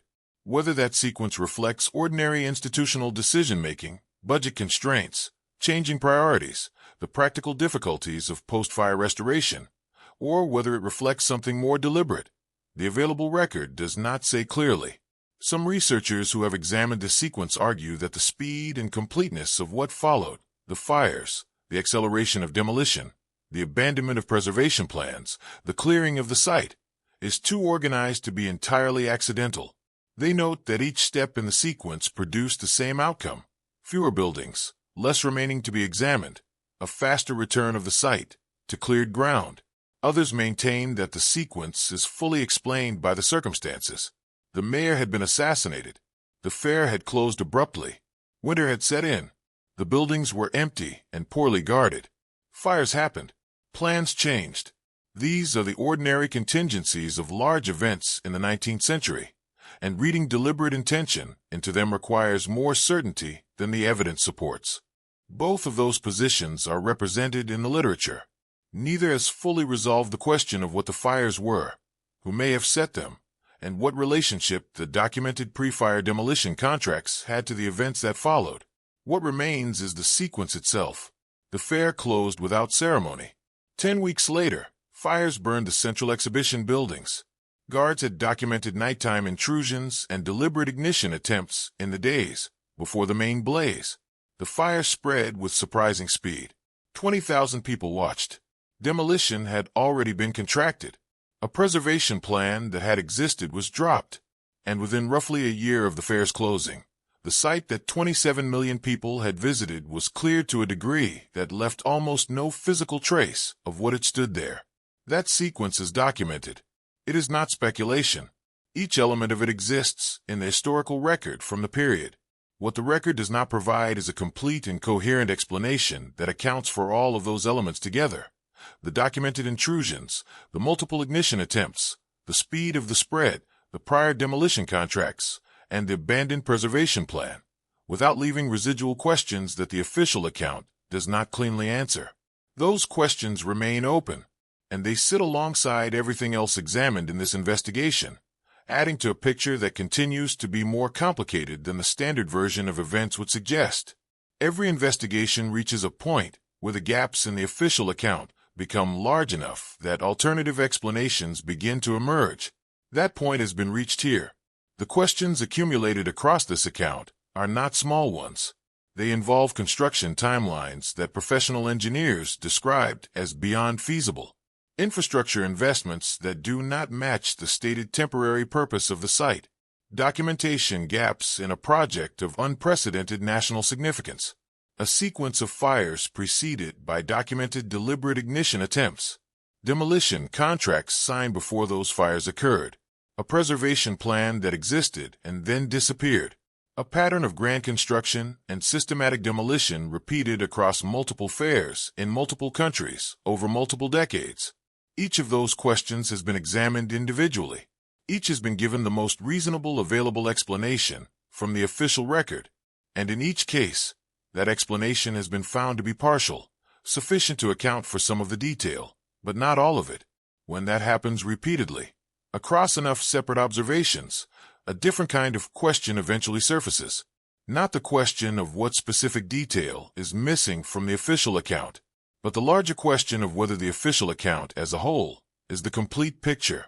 There are researchers who have looked at this body of evidence and concluded that it is not. Their interpretations vary considerably. Some are cautious and specific, suggesting only that certain elements of the historical record have been misrepresented or incompletely documented. Others go further, proposing frameworks that depart significantly from conventional historical understanding, and a small number advance positions that mainstream historians regard as entirely outside the boundaries of credible scholarship. It is worth being precise about this range before examining any of it. The existence of alternative interpretations does not, by itself, validate any of them. Unconventional theories exist about many historical events, and most of them are wrong. The presence of gaps in an official account does not prove that the account is deliberately false. Records are lost. Documentation is incomplete. Construction projects leave behind less evidence than they seem like they should. These are ordinary features of historical inquiry, not necessarily indicators of concealment. That said, the question of why alternative explanations develop is itself worth examining carefully. Alternative theories about historical events tend to emerge in predictable circumstances. They appear when official explanations contain internal contradictions. They appear when the documented evidence does not match the stated conclusions. They appear when destruction or loss of evidence occurs with a speed and completeness that prevents later study. And they appear when the scale of an event seems disproportionate to the explanation offered for it. All of those conditions are present in the historical record of the 1893 World's Fair. That does not prove the alternative theories are correct, but it does explain why they exist. And that explanation is worth taking seriously even if the theories themselves are not accepted. The most widely discussed alternative framework applied to the World's Fairs of the late 19th century is broadly referred to as the Tartaria hypothesis, sometimes combined with what is called the mud flood theory. These are related but distinct sets of ideas that have circulated primarily in online research communities over the past decade or so. The Tartaria hypothesis, in its general form, proposes that a large and technologically advanced civilization existed across significant portions of the world until sometime in the 18th or 19th century, and that this civilization was destroyed or concealed through a combination of catastrophic events and deliberate historical revision. The mud flood theory suggests that large-scale deposits of earth or sediment, possibly from a catastrophic event, buried earlier structures across wide areas, and that the architectural remnants of those structures were later excavated and reused by subsequent populations. Applied to the World's Fairs, the argument runs as follows. The grand neoclassical buildings that appeared at these events were not constructed by the fair organizers. They were pre-existing structures, remnants of the earlier civilization, that were excavated, cleaned, repaired, and presented to the public as newly built. After the fairs closed, these structures were demolished to eliminate physical evidence of their true origin. The temporary construction narrative was the cover story provided to prevent the public from asking what the buildings actually were. This theory exists on the margins of historical discussion. That description is not a dismissal. It is an accurate characterization of where it sits relative to mainstream scholarship. Most professional historians who are aware of it do not engage with it seriously, because the foundational claims it rests on, the existence of Tartaria as a civilization, the mud flood as a documented historical event, are not supported by the kind of evidence that historical scholarship requires. But this is where it becomes unclear. Dismissing the theory because its foundational claims are unproven is a reasonable scholarly position. It is not, however, the same as explaining why the questions the theory attempts to answer exist in the first place. And those questions about timelines, about documentation gaps, about the pattern of demolition, do not disappear simply because the Tartaria framework is rejected. The theory's existence points to something real, not necessarily to its own conclusions, but to the reality that a significant number of people, when they examine the historical record of the 1893 fair carefully, find the official explanation insufficient. That insufficiency is what the theory is responding to, and the response, however far it departs from conventional history, is a signal that the official account has not fully answered the questions people are bringing to it. That observation is worth separating from the theory itself. Some researchers working in this area have proposed interpretations that are less sweeping than the Tartaria hypothesis, but still depart from the conventional account in meaningful ways. One such interpretation focuses on the construction timeline. The argument is not that the buildings were pre-existing, but that the official timeline misrepresents when construction actually began. Under this view, work on the Jackson Park site started significantly earlier than January 1891, possibly years earlier, meaning the 28-month timeline that seems so difficult to reconcile with the available technology is not actually the correct timeline. The work was done over a longer period. The official record compressed it for reasons that may have been financial or political, and the resulting gap between the stated timeline and what the technology of the period could realistically achieve is an artifact of misrepresentation rather than evidence of something more unusual. This interpretation is more modest in its claims than the Tartaria hypothesis. It does not require a hidden civilization or a catastrophic event. It requires only that certain dates in the official record are inaccurate, something that is not uncommon in the historical documentation of large projects, where incentives to misrepresent timelines exist for entirely mundane reasons. However, the timeline does not fully match expectations even under this interpretation, because the problem is not only that 28 months seems short for the scale of construction. The problem is also the documentation, the foundry records, the transport logs, the engineering correspondence, that should exist regardless of when construction began, and that remains thinner than the project scale would suggest it should be. A longer construction timeline would resolve the feasibility question, but would not resolve the documentation question. Another alternative interpretation focuses on the infrastructure. The argument here is that the permanent sewers and electrical systems installed beneath the fairgrounds were not built for the fair at all. They were built for a longer-term planned development of the Jackson Park area that was underway before or alongside the fair, and the fair's temporary buildings were placed on top of infrastructure that was already intended for permanent use. Under this view, the disconnect between temporary construction above ground and permanent infrastructure below it is not a contradiction. It is evidence of two separate planning processes that happen to overlap at the same location. This interpretation is also more modest than the Tartaria framework. It is, in principle, testable against municipal planning records from the period. Whether those records support it is a question that has not been fully answered in the available literature. None of these views have been conclusively proven. That statement applies equally to the mainstream account and to the alternatives. The mainstream account is better supported by conventional historical evidence. The alternatives point to gaps that the mainstream account has not fully closed. And none of the alternative views have been fully dismissed either, not in the sense of having been examined in detail and shown to be incompatible with the available evidence. The Tartaria hypothesis is generally dismissed without detailed engagement. The more modest alternatives receive less attention than the questions they raise seem to warrant. The official record has gaps. That is a factual observation, not an interpretive claim. The gaps have been identified and documented across this account. They exist in the construction timeline, in the foundry and logistics records, in the post-fire investigation, and in the documentation of what happened to the underground infrastructure after the fair closed. Alternative theories fill those gaps in different ways. Some fill them with explanations that require accepting claims that have no conventional evidentiary support.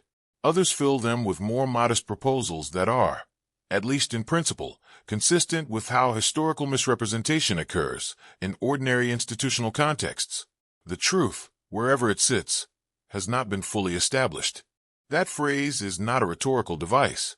It is an accurate description of the current state of the historical record as it relates to the 1893 World's Fair and the questions this investigation has been examining. The official account is the best supported version available. It is also incomplete in ways that are specific, documented, and not easily explained by the passage of time alone. What that incompleteness means, whether it reflects ordinary archival loss, institutional misrepresentation, deliberate concealment, or something else entirely, is a question the available evidence does not answer cleanly. And that is precisely why the alternative theories exist. Not because the people who develop them have access to evidence that others do not, but because the official account, when examined carefully rather than accepted at surface level, leaves enough unresolved space that other explanations feel necessary to some of the people who encounter it. Whether those alternative explanations are the right ones is a different question, a harder question, one that this investigation cannot answer with the certainty it does not have. What it can say is that the gaps are real, the questions are legitimate, and the fact that the standard historical account of the 1893 World's Fair has not fully resolved them, more than 130 years after the event in question, is itself a detail worth sitting with before moving on. At the end of a careful investigation, it is useful to stop and take stock of what has actually been established, not what has been suggested, not what alternative theories propose, but what the documented record itself shows when examined without assumption in either direction. That is where this account ends, not with a conclusion, but with an honest accounting of what remains unresolved and why that matters. Start with the most basic fact. A building that was supposed to be temporary is still standing. It has been standing for more than 130 years. It functions today as one of the most visited museums in the United States. It is structurally sound. It is not a preserved ruin or a stabilized remnant. It is a working institution that has operated continuously since the fair that built it closed. The people who designed and constructed it did so using materials and methods that have proven, across more than a century of continuous use, to be genuinely durable. That single fact does not prove anything on its own. Buildings get preserved. Temporary structures are sometimes converted to permanent uses. Plans change. None of that is unusual. But this building did not survive alongside others. It survived alone. Every major structure built on the same grounds, by the same workforce, during the same construction period, was gone within a year of the fair closing. Nearly 200 buildings, covering 686 acres, representing what had been described, at the time of their construction, as the most ambitious coordinated building project in American history. All of it removed, rapidly, completely, with a thoroughness that left almost no physical trace. The contrast between the one building that remained and the totality of what disappeared is not a minor detail. It is the central fact around which every other question in this account has been organized. And that contrast has not been satisfactorily explained. The official account says the surviving building was constructed differently because art lenders required fireproof storage. That explanation accounts for why it was built to a different standard. It does not fully account for why nothing else was preserved, given that the surviving building demonstrates clearly that permanent construction was possible on the same site, with the same workforce, and within the same budget framework. Move from that fact to the people who witnessed what was built. 27 million people attended the 1893 World's Fair over the course of 6 months. That figure represents nearly half the population of the United States at the time. These were not casual visitors. Many of them traveled for days, by train to reach Chicago. Some came from rural areas, where a long-distance journey was a significant financial and logistical undertaking. Contemporary accounts describe people who mortgaged their farms to fund the trip, people who spent money they had set aside for other purposes, including, in at least one documented case, what a farmer described to his wife as the burial money. These were people who understood the sacrifice they were making and made it anyway, because something about what they had heard or read or been told about the fair convinced them that it was worth that sacrifice to see it in person. And what they saw, by their own accounts, exceeded what they had expected. The letters and diary entries written by fair visitors are part of the historical record. They use language that is consistent across different writers, different backgrounds, different levels of education. They describe the White City as a vision, as something beyond ordinary experience, as proof that human beings were capable of creating something that belonged in a different category from the world they normally inhabited. One account describes a farmer telling his wife, as they left the grounds, that it had paid, even though seeing it had required spending everything they had saved. That kind of response does not come from walking through a collection of plaster facades over wooden frames. It comes from encountering something that genuinely exceeded the visitor's capacity for ordinary reference, something that required new language to describe. And then, within a year, those people's children and grandchildren were left with photographs and written accounts, and almost nothing physical to examine. The photographs confirm the White City existed. That is not in question. The photographic record of the 1893 fair is extensive. The buildings were documented from multiple angles, at multiple stages of construction, during the fair, and after it. The visual evidence of what stood at Jackson Park in 1893 is clear. But photographs cannot answer the questions that the physical structures might have answered if they had remained. They cannot tell us what the buildings were actually made of at their core. They cannot show us the foundations. They cannot be tested for material composition or a structural method. A photograph of a building is documentation of its appearance, not of its construction. The single surviving building, the one that has stood for 130 years, could answer some of those questions, at least for itself. But it is the exception, and the exception, by definition, cannot speak for everything that was removed. The infrastructure beneath the fairgrounds adds another dimension to what the physical record actually shows. 56 miles of permanent sewer lines were installed in the ground beneath the site officially described as temporary. A city-scale electrical system producing 3 times the power consumed by the entire city of Chicago was wired into buildings scheduled for demolition. These are not interpretations. They are measurements. They are in the record, and they describe a level of underground investment that does not match the surface description of a temporary exhibition. The official account does not explain this mismatch in detail. It acknowledges the infrastructure exists in the record, but does not fully reconcile the scale of permanent underground investment with the stated temporary purpose of the structures above it. That gap between what was built below the ground and what was claimed about the ground above it has remained open throughout this investigation, and it remains open now. Then there is the question of Tesla, technology that contemporary witnesses described as unlike anything previously demonstrated was shown publicly to 27 million people in 1893. The building where it was demonstrated was demolished. The broader experimental work that the demonstration represented was defunded in the years that followed. The specific technologies Tesla showed at the fair, wireless transmission, high-voltage experiments, did not move forward into development in the way that the success of the alternating current demonstration might have suggested they would. Whether that trajectory reflects ordinary institutional and financial constraints or something more deliberate has not been established by the available record. Both explanations exist. Neither is complete. What is not in dispute is the basic sequence: demonstrated, demolished, defunded, in that order, over a period of years following a fair that has since been described primarily in terms of its architecture and its darker surrounding stories, rather than in terms of the electrical technology it showcased. And then there are the fires.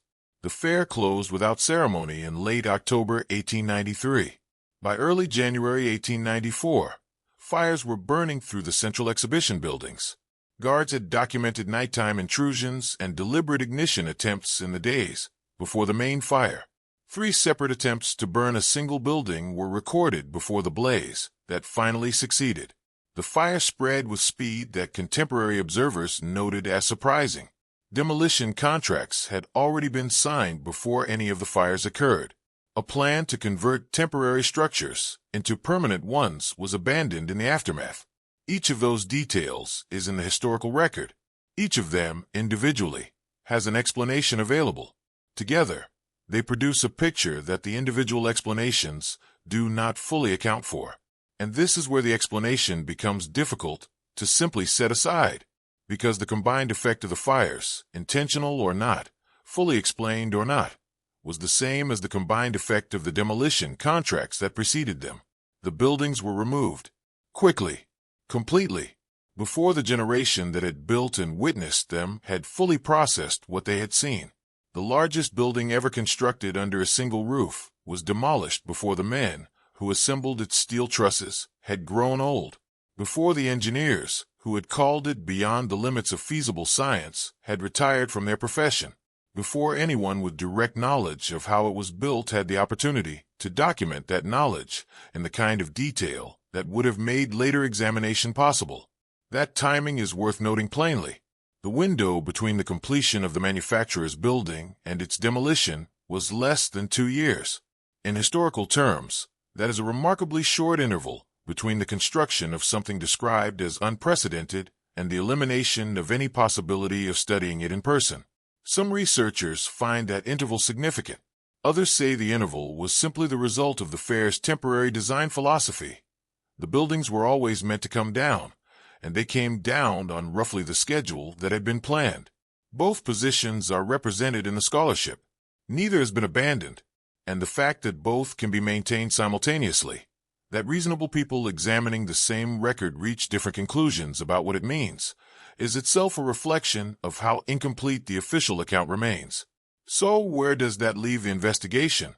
It leaves it with a building still standing on the south side of Chicago that was never supposed to last, with 27 million witnesses whose accounts described something that the surviving physical evidence, one building, some photographs, records of underground infrastructure, cannot fully explain.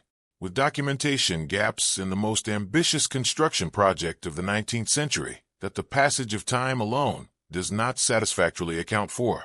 With a sequence of fires that the official explanation describes as accidental, but that the contemporary record describes in terms that do not entirely fit that description.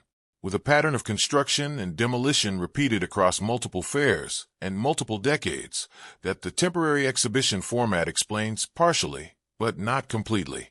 And with a set of questions that have been sitting in the historical record for more than 130 years without receiving answers that fully close them. The White City is gone. That is not in dispute.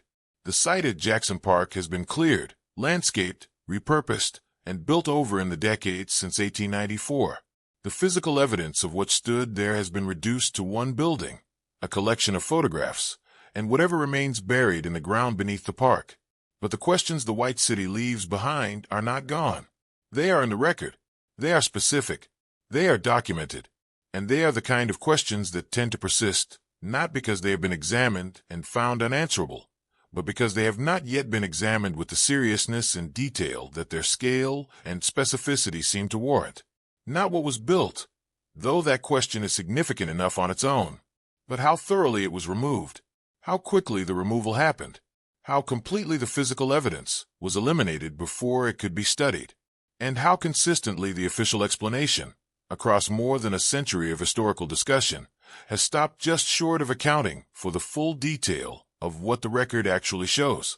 The absence where the White City stood is large, and large absences in historical records that are otherwise reasonably detailed tend to mean something. What exactly it means in this case remains, at the end of this account, an open question. And yet, despite that open question, life around the site continued without pause. The city of Chicago moved forward. Jackson Park was eventually landscaped and developed into public green space. The grounds that had held the White City were returned to ordinary use, walking paths, open lawns, a shoreline that families visited on summer afternoons without any particular awareness of what had once stood in that exact location. The physical memory of the exposition faded from the site itself with a completeness that matched the speed of the demolition. That fading is worth noting as a separate observation from the demolition itself. Demolition removes structures, but the fading of awareness, the process by which a site that 27 million people visited becomes, within a generation, simply a park that most visitors know nothing about, that is a different kind of erasure. It happens more slowly. It requires not active destruction, but simply the absence of reminders. No permanent monuments. No preserved structures beyond the one. No markers on the ground explaining what stood there and what questions its construction and removal left unanswered. The one surviving building stands, but it does not explain itself. Visitors to the Museum of Science and Industry today walk through a building that was part of the most discussed and documented public event of the 19th century. Most of them do not know that the building's current function, as a science museum filled with interactive exhibits, does not invite the question of what it was before, or why it alone survived when everything around it was removed. The history is available to anyone who looks for it, but the building itself does not prompt the looking, and that, perhaps, is the final observation this investigation can offer. The White City was seen by nearly half the population of the United States. It was described in terms that placed it outside the ordinary range of human experience. It raised questions about construction, about technology, about the pace and completeness of its removal, that the official record has never fully answered. And it left behind one building, standing quietly in Chicago, that proves by its existence alone that what surrounded it could have lasted. The questions remain, the building remains, and the silence where everything else once stood remains loudest of all.